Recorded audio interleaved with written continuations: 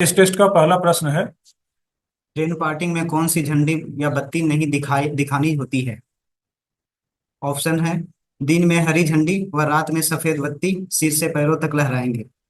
फिर अगला ऑप्शन है, दिन में हरी झंडी व रात में हरी बत्ती सिर से पैरों तक लहराएंगे। फिर अगला ऑप्शन है, दिन में लाल झंडी व रात में हरी बत्ती सिर से पैर तक लहराएंगे। फिर अगला ऑप्शन है, दिन में लाल झंडी व रात में लाल बत्ती। इसमें सही ऑप्शन कौन सा है? दिन में दिन लाल झंडी व रात में लाल बत्ती। ट्रेन पार्टिंग के केस में कभी भी दिन में लाल झंडी या रात में लाल बत्ती नहीं दिखानी होती है। प्रश्न संख्या 2। स्लीपर डेंसिटी 1660 प्रति किलोमीटर हो तो स्लीपर स्पेसिंग कितना रखेंगे? ऑप्शन है 60 सेंटीमीटर, अगला ऑप्शन है 65 सेंटीमीटर, अगला ऑप्शन है 70 सेंटीमीटर, अगला ऑप्शन है 55 सेंटीमीटर। स्लीपर डेंसिटी निकालने के लिए 1 किलोमीटर में 1 किलोमीटर को पहले आप सेंटीमीटर में बदल दें और उसे 1660 से आप इसे भाग दे दें। तो इस प्रकार जो रिजल्ट आएगा वो आएगा 60 सेंटीमीटर। फाटक पे वाहनों की गिनती या सेंसस कितने दिनों तक की जाती है? ऑप्शन है 8 दिन, अगला ऑप्शन है 5 दिन, अगला ऑप्शन है 6 दिन, अगला ऑप्शन है 7 दिन। फाटकों पर वाहनों की गिनती या सेंसस 7 दिन लगातार 24 घंटे तक की जाती है। अतः इसका जवाब हुआ 7 दिन। 45 वर्ष की उम्र के बाद फाटक वालों को कितने साल बाद मेडिकल में जाना पड़ेगा? ऑप्शन है 1 साल, अगला ऑप्शन है 2 साल, अगला ऑप्शन है 3 साल, अगला ऑप्शन है 4 साल। फाटक पर जाने वाले व्यक्तियों को A3 मेडिकल पास करना पड़ता है और A3 मेडिकल वाले व्यक्तियों को 45 साल की उम्र तक प्रत्येक 4 साल पर, उसके बाद अगले 10 साल अर्थात 55 साल तक प्रत्येक 2 साल पर, और उसके बाद आखिरी के 5 साल प्रत्येक 1 साल पर जाना पड़ता है। अतः यहाँ पर हुआ कि 45 साल की उम्र के बाद फाटक वाले को कितने साल बाद मेडिकल में जाना पड़ेगा, अर्थात 45 साल के जस्ट बाद, यानी कि 45 से 55 के बीच का यहाँ अंतराल के बीच में पूछा गया है। अतः इसका जवाब होगा 2 साल। निम्नलिखित में से कौन रेल क्रॉसिंग का प्रकार है? ऑप्शन है आरओबी, ऑप्शन है अगला ऑप्शन है आरयूबी, अगला ऑप्शन है संपार फाटक, अगला ऑप्शन है उपरोक्त सभी।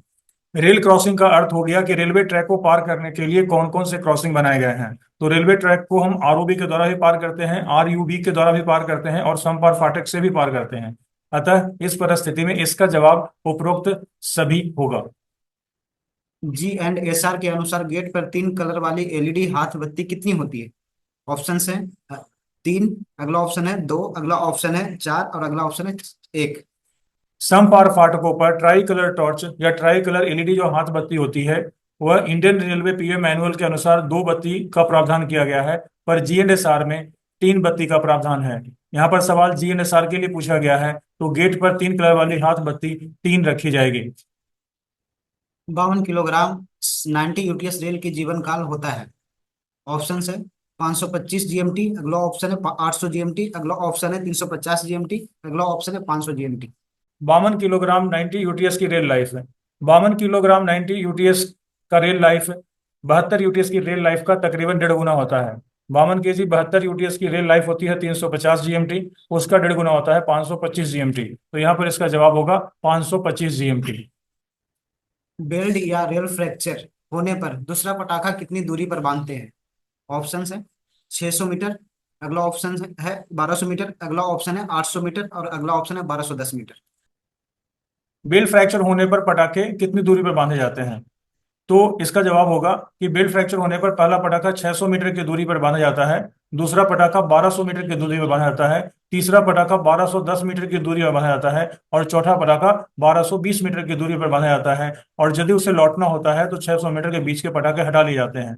यहाँ सवाल यह पूछा गया है कि वेल्ड और रेल फ्रैक्चर होने पर दूसरा पटाखा कितनी दूरी पर बांधते हैं, तो इसका जवाब होगा 1200 मीटर। यदि फाटक से पास होती हुई गाड़ी में हॉट एक्सल दिखाई देगा तो क्या कार्रवाई करेंगे? ऑप्शन है हरी झंडी दिखाकर गाड़ी को जाने देंगे, अगला ऑप्शन है लाल झंडी दिखाकर गाड़ी रोकेंगे, अगला ऑप्शन है स्टेशन मास्टर को बताकर पीएन नंबर लेंगे, अगला ऑप्शन है इनमें से कोई भी। यदि फाटक से कोई गाड़ी में हमें अगर हॉट एक्सल जाता दिखाई पड़ता है तो इसका मतलब है कि एक्सल जाम कर रहा है। ऐसी हालत में ट्रेन की दुर्घटना होने की संभावना बढ़ सकती है। सिर्फ पार्किंग के दौरान में आपको ट्रेन को नहीं रोकना है। बाकी परिस्थितियों में अगर ट्रेन में किसी भी प्रकार की समस्या पाई जाती है तो उसे ड्राइवर और गार्ड को सूचित करके रोकने का प्रयास किया जाना चाहिए, अर्थात लाल झंडी दिखा करके गाड़ी को रोकेंगे। यार्ड में 60 किलोग्राम बाइडर स्लीपर RT 8746 व 52 किलोग्राम रेल में कौन सा लाइनर लगाया जाता है? ऑप्शंस है RT 3707, RT 3708।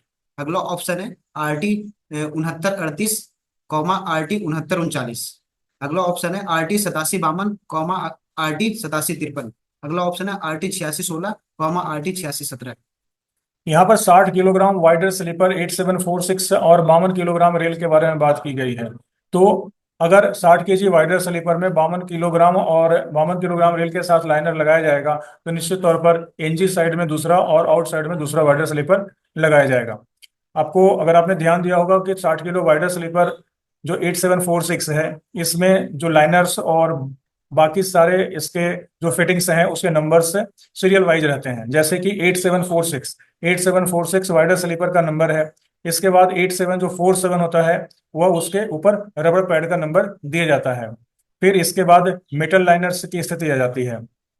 तो इसमें जो नंबर्स आएंगे आपको वो आ जाएंगे। RT 8752, RT 8753।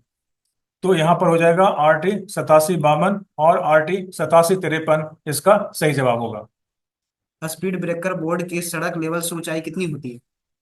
ऑप्शन है रोड से 1650 मिमी। अगला ऑप्शन है रोड से 2 मीटर। अगला ऑप्शन है शेष से 1.5 मीटर। अगला ऑप्शन है शेष से 2 मीटर। स्पीड ब्रेकर बोर्ड यानी कि स्पीड ब्रेकर के लिए चेतावनी देने के लिए जो बोर्ड लगाया जाता है रोड यूजर्स के लिए, वह उस बोर्ड की बात की गई है। तो यहाँ पर कुल 4 ऑप्शंस हैं। इसमें सही जवाब कौन सा है? रोड रोड से 2 मीटर। रोड से 2 मीटर। तो इसमें सही जवाब है रोड से 2 मीटर। मानव युक्त फाटक पर सड़क चेतावनी बोर्ड 2 पट्टी वाला गेट पोस्ट से कितनी दूरी पर लगाया जाता है? ऑप्शन है 120 मीटर। अगला ऑप्शन है 150 मीटर। अगला ऑप्शन है 200 मीटर। अगला ऑप्शन है 40 मीटर। तो मानव युक्त फाटक पर सड़क चेतावनी बोर्ड 2 पट्टी वाला गेट पोस्ट से, इसमें बहुत ही आसानी से इसे याद रखा जाता है कि 2 पट्टी वाला जो चेतावनी बोर्ड है, इसमें 2 पट्टी लिखे जाने से ही आप इसे आसानी से समझ सकते हैं कि इसमें जो होगा वह 200 मीटर की दूरी पर 2 पट्टी और 200 मीटर, इसे बड़े आसानी से आप याद कर सकते हैं। फाटक पर चेकरल क्लियरेंस कितना होता है? ऑप्शन है 41 से 45 मिलीमीटर। अगला ऑप्शन है 51 से 57 मिलीमीटर। अगला ऑप्शन है 60 से 65 मिलीमीटर। अगला ऑप्शन है 40 से 50 मिलीमीटर। तो फाटक पर चेकरल क्लियरेंस, इसमें जो पहला ऑप्शन है 41 से 45 मीटर, ये टर्न आउट के लिए है जहां की पीएससी स्लीपर पर है। 51 से 57 फाटक पर चेकरल क्लियरेंस के लिए दिया हुआ है। 60 से 65 और 40 से 50 से ऐसा कोई भी इस प्रकार का डायमेंशन नहीं है। तो यहाँ पर सही जवाब होगा 51 से 57। LWR ट्रैक में गर्मी की पेट्रोलिंग किस रेल तापमान पे की जाती है? जब स्लीपर सामान्य घनत्व sleeper density greater equal 1540 number से। यहाँ पर सवाल ये पूछा गया है कि एलडब्ल्यूआर ट्रैक में जब गर्मी की पेट्रोलिंग करनी हो और स्लीपर डेंसिटी पर डिपेंड करता है। आपको पता होना चाहिए कि इसको 3 कैटेगरी में बांटा गया है। जब सामान्य स्लीपर हो और स्लीपर डेंसिटी 1500 से कम हो, 1540 से कम हो। दूसरी कैटेगरी है जब सामान्य स्लीपर हो और स्लीपर डेंसिटी 1540 और उससे ज्यादा हो। और तीसरी कैटेगरी है जब वाइडर स्लीपर हो, स्लीपर डेंसिटी 1660 है, कम से कम 1660 हो। वैसी स्थिति में तो यहाँ पर इसकी जो व्यवस्था की है ये इस प्रकार से है कि जब सामान्य स्लीपर घनत्व 1540 से कम होता है तो उस कंडीशन में जो एलडब्ल्यूआर में गर्मी की पेट्रोलिंग की जाती है वो TD+20 डिग्री सेल्सियस पर की जाती है। जब 1540 और उससे ज्यादा स्लीपर डेंसिटी हो और स्लीपर सामान्य तरह का हो तो उस ढंग में TD+25 डिग्री सेल्सियस पर की जाती है। और यदि वो वाइडर स्लीपर का हो और स्लीपर डेंसिटी 1660 हो तो TD+30 डिग्री पर की जाती है। इस ढंग से आप इनमें से आसानी से पता लगा सकते हैं कि इसका जवाब TD+25 डिग्री होगा। फाटक पर सेंसस की या वाहन गणना करते समय टांगा बैलगाड़ी को कितने यूनिट गिना जाता है? ऑप्शन है 1 यूनिट। अगला ऑप्शन है 2 यूनिट। अगला ऑप्शन है 0.50 यूनिट। अगला ऑप्शन है 0.25 यूनिट। फाटक पर सेंसस की गणना करते समय आपको इसे 3 भागों में बांट देना है। पहला भाग आएगा कि दो व्हीकल में 2 व्हीलर्स वाले वैसे व्हील जो कि मोटराइज्ड हों, जैसे कि मोटरसाइकिल, स्कूटर, इनके लिए 0.25 यूनिट रखा जाता है। ऑटो रिक्शा और हैंड रिक्शा जो ट्राई ट्राई रिक्शा होता है, 3 चक्के के वाहन वाला रिक्शा होता है, वो रिक्शा आधा यूनिट माना जाएगा। इसके अलावा बाकी टांगा, बैलगाड़ी, कार, इन सभी को 1 यूनिट माना जाता है। इस ढंग से आप इसमें आंसर चुन सकते हैं। इसका जवाब होगा 1 यूनिट। नेशनल हाईवे पर speed breaker board get post से कितनी दूरी पर लगाते हैं? ऑप्शन है 120 मीटर, अगला ऑप्शन है 60 मीटर, अगला ऑप्शन है 70 मीटर, अगला ऑप्शन है 200 मीटर। स्पीड ब्रेकर बोर्ड लगाने के नियम निम्न प्रकार से होते हैं। मैंने आप इसे रोड साइड के हिसाब से आप डिफाइन कर सकते हैं कि क्लास 1 रोड में स्पीड ब्रेकर बोर्ड कितनी दूरी पर लगाया जाएगा, क्लास 2 रोड पर कितने लगाया जाएगा और क्लास 3 रोड पर कितना लगाया जाएगा। तो क्लास 1 रोड पर लगाया जाता है 120 मीटर पर, क्लास 2 रोड में लगाए जाते हैं 60 से 90 मीटर की दूरी पर, और क्लास 3 रोड में लगाए जाते हैं 40 मीटर पर। चूंकि नेशनल हाईवे क्लास 1 रोड में आता है, अतः इसका जवाब होगा 120 मीटर। फाटक पर दुर्घटना होने पर बैनर फ्लैग कितनी दूरी पर लगाया जाएगा? ऑप्शन है फाटक के मध्य से 5 मीटर की दूरी पर, अगला ऑप्शन है चेक रेल के एंड से 5 मीटर की दूरी पर, अगला ऑप्शन है चेक रेल के एंड से 3 मीटर की दूरी पर, अगला ऑप्शन है फाटक के मध्य से 3 मीटर की दूरी पर। फाटक पर दुर्घटना होने पर बैनर फ्लैग, फाटक पर जब भी मेजरमेंट बैनर फ्लैग के लिए किया जाता है तो वो चक्रेल के एंड से किया जाता है, और यह चक्रेल के एंड से 5 मीटर की दूरी पर लगाया जाता है। सामान्य परिस्थिति में भी जब भी गेट कीपर को गेट खोलना होता है तो वहां उस कंडीशन में भी वो चक्रेल से 5 मीटर की दूरी पर ही बैनर फ्लैग को लगाता है। तो इसका जवाब हो गया चक्रेल के एंड से 5 मीटर। कैसे पता चलेगा कि गाड़ी का ट्रेन पार्टिंग हुआ है? ऑप्शंस है आखिरी डिब्बे के पीछे लाल बत्ती जल रही होगी, अगला ऑप्शन है आखिरी डिब्बे के पीछे लाल बत्ती नहीं जल रही होगी या एलवी बोर्ड नहीं होगा, अगला ऑप्शन है आखिरी डिब्बे के पीछे हरी बत्ती जल रही होगी, अगला ऑप्शन है इनमें से कोई नहीं। जब भी ट्रेन की मूवमेंट होती है तो ट्रेन पूरी जा रही है इसका पता सिर्फ इस बात से लगता है, उसके लिए पहचान आखिरी डब्बे पर दी जाती है। जैसे कि उस पर एक लाल बत्ती लगा दी जाती है, अगर वो जल रही है तो इसका मतलब है ट्रेन पूरी जा रही है। या उस पर लास्ट व्हीकल का बोर्ड लगा होता है, यानी एलवी का बोर्ड लगा होता है। अगर ये दोनों चीजें नहीं होगी तो हम मान लेंगे कि ट्रेन की पार्टिंग हो गई है। अगर ऊपर इन ऑप्शंस को अगर आप देखें तो आपको पता चलेगा कि ऑप्शन जो दूसरे नंबर पर ऑप्शन है वो उसमें दोनों नियम को फॉलो हो रहा है। अतः आखिरी डिब्बे के पीछे लाल बत्ती नहीं जल रही होगी या एलवी बोर्ड नहीं होगा, ये इसका सही जवाब होगा। फाटक पर हाइट गेज गेट पोस्ट से न्यूनतम दूरी कितनी होती है?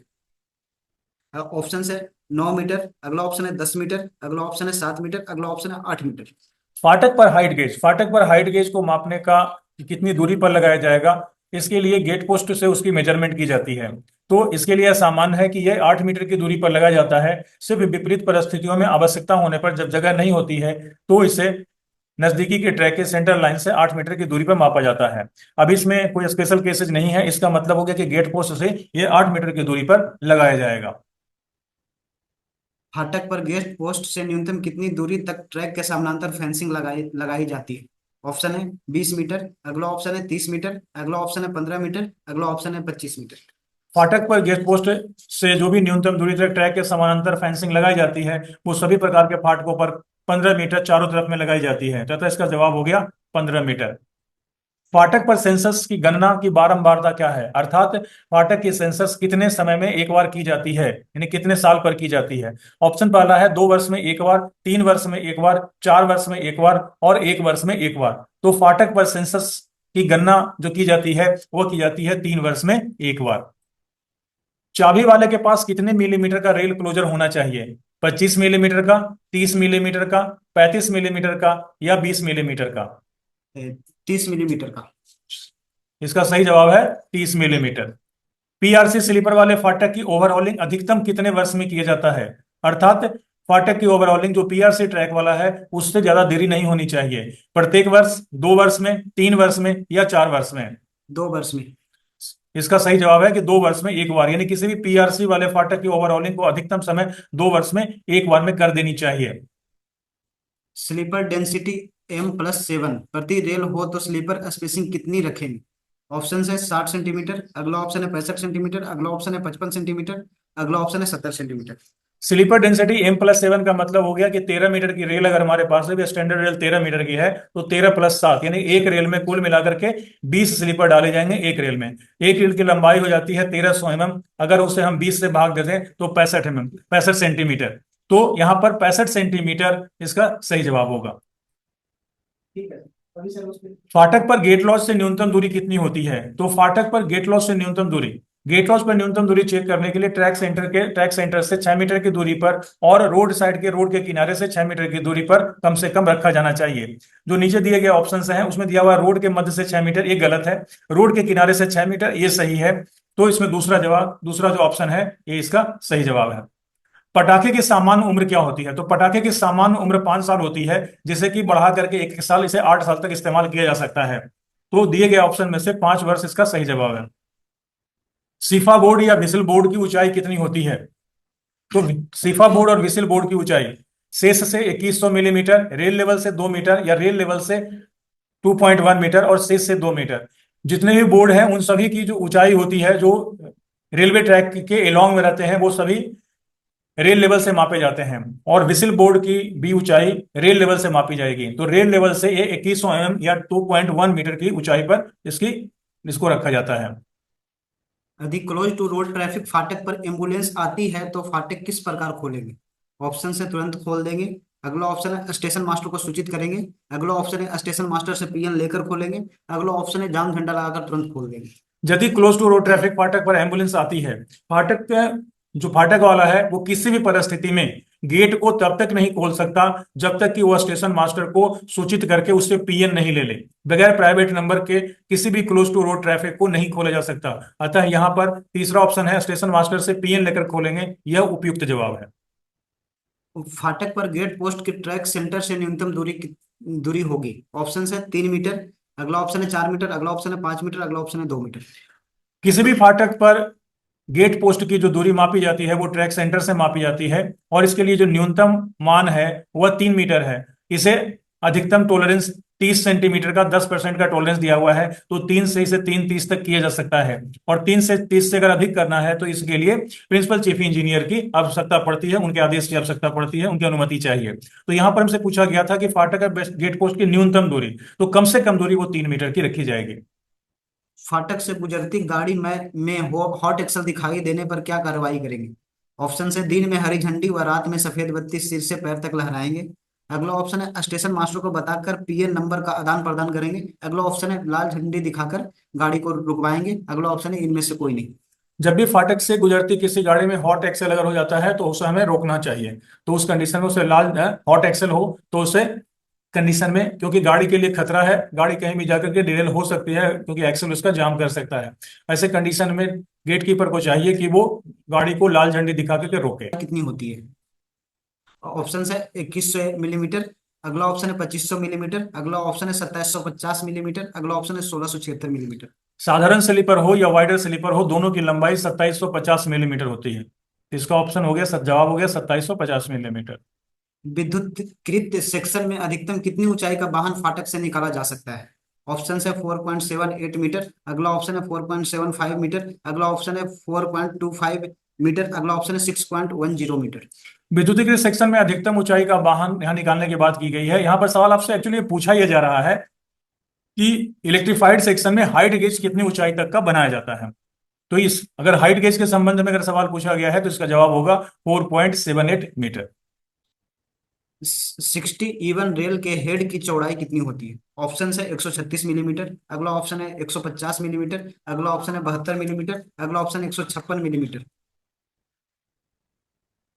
इसके ऑप्शंस को देखकर आप आसानी से समझ सकते हैं कि इनमें से सिर्फ सी ऑप्शन ही सही है, बाकी सभी जो चौड़ाइयां हैं वो लगभग फ्लैंज की चौड़ाइयां हैं। तो इसलिए 72 मिलीमीटर इसका सही जवाब होगा। सी क्लास लेवल क्रॉसिंग की टीवीयू होती है। ऑप्शन है 20,000 से 30,000। अगला ऑप्शन है 50,000 से ज्यादा। अगला ऑप्शन है 30,000 से 50,000। अगला ऑप्शन है इनमें से कोई नहीं। जो पहला ऑप्शन है 20,000 से 30,000, यह बी क्लास फाटकों के लिए लागू होता है। 50,000 से ज्यादा स्पेशल फाटकों के लिए लागू होता है। 30,000 से जो 50,000 है वो ए क्लास फाटकों के लिए लागू होता है। अतः इनमें सी क्लास लेवल क्रॉसिंग के लिए कोई भी टीवीओ इसमें से लागू नहीं होती। अतः इसका जवाब होगा इनमें से कोई नहीं।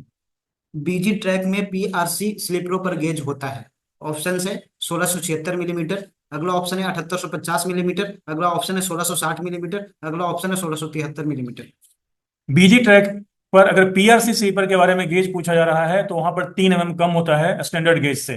तो जो बीजी में स्टैंडर्ड गेज होता है वो 1676 मीटर होता है, 1676 मिलीमीटर होता है। यहाँ पर पीआरसी स्लीपर के बारे में बात की गई है तो 1673 मिलीमीटर होगा। यदि फाटक से पास होती हुई गाड़ी में फ्लैट टायर दिखाई देगा तो क्या कार्रवाई करेंगे? ऑप्शन है स्टेशन मास्टर को बताकर पीएन नंबर का आदान प्रदान करेंगे। अगला ऑप्शन है हरी झंडी दिखाकर गाड़ी को जाने देंगे। अगला ऑप्शन है लाल झंडी दिखाकर गाड़ी रोकेंगे। अगला ऑप्शन है इनमें से कोई नहीं। इसमें ऑप्शन सही आंसर है लाल झंडी दिखाकर गाड़ी रोकेंगे। तो इसमें जैसा कि हमने पहले भी बात किया था कि अगर ट्रेन पार्टिंग नहीं हुई है तो ट्रेन पार्टिंग के अलावा बाकी केसेस में हम उसे लाल झंडी दिखा करके रोकेंगे। फाटक पर स्पीड ब्रेकर की ऊंचाई होती है। ऑप्शन है 300 मिलीमीटर, अगला ऑप्शन है 400 मिलीमीटर, अगला ऑप्शन है 125 मिलीमीटर, अगला ऑप्शन है 250 मिलीमीटर। तो फाटक पर स्पीड ब्रेकर के डायमेंशन अगर आपको ध्यान हो तो आप उस इसके बहुत आसानी से आप इसे याद कर सकते हैं। तो फाटक पर स्पीड ब्रेकर की जो चौड़ाई होती है वो 200 सेंटीमीटर होती है, और इसकी जो ऊंचाई होती है वह होती है 125 mm, और इसका जो रेडियस होता है वो 4 मीटर होता है, और इसे पूरी फाटक की चौड़ाई में इसे बिछाया जाता है। तो इसमें सही जवाब हो गया 125 mm। फाटक पर स्पीड ब्रेकर कितनी दूरी पर लगाई जाती है? ऑप्शन है गेट पोस्ट से 10 मीटर, अगला ऑप्शन है गेट पोस्ट से 20 मीटर रेलवे बाउंड्री के अंदर आवश्यक, अगला ऑप्शन है ट्रैक के केंद्र से 30 मीटर, अगला ऑप्शन है इनमें से कोई नहीं। फाटक पर स्पीड ब्रेकर के संबंध में इंडियन रेलवे पीओ मैनुअल में बहुत ही क्लियरली इंस्ट्रक्शन दिया हुआ है कि यह गेट पोस्ट से करीबन 20 मीटर की दूरी पर लगाया जाएगा। पहले यह रेलवे बाउंड्री के अंदर आवश्यक था, पर अभी रेलवे बाउंड्री के अंदर आवश्यक नहीं है। तो अतः इनमें से कोई भी ऑप्शन सुटेबल नहीं है, अतः इसका जवाब होगा इनमें से कोई नहीं। IRPWM के अनुसार LWR/CWR ट्रैक में सर्दी की पेट्रोलिंग कब करते हैं? ऑप्शन है TD-30 डिग्री सेंटीग्रेड, अगला ऑप्शन है TD+20 डिग्री सेंटीग्रेड, अगला ऑप्शन है TD-25 डिग्री सेंटीग्रेड, अगला ऑप्शन है TD+30 डिग्री सेंटीग्रेड। तो इंडियन रेलवे पीओ मैनुअल में एलडब्ल्यूआर या सीडब्ल्यूआर में सर्दी के पेट्रोलिंग के लिए जो मैक्सिमम वर्किंग टाइम है वही उसकी सर्दी की पेट्रोलिंग के भी टाइम दी हुई है लोअर लेवल पर, तो जो कि TD-30 डिग्री सेल्सियस तक दिया हुआ है। तो इसका जवाब होगा TD-30 डिग्री सेल्सियस।